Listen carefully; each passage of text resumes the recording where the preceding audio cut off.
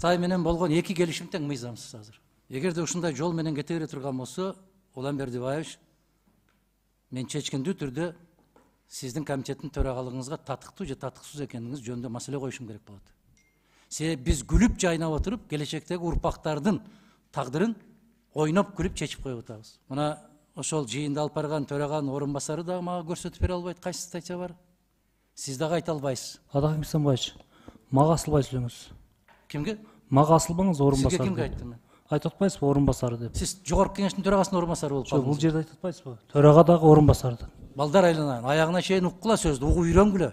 Сиздер эмне болуп калбаңсыңар? Мен жогорку кеңештин төрагасын айтып атам. Жогорку кеңештин. Уят болот, балдар. Рахмат. Ушундай деппин да, деп ойлодум.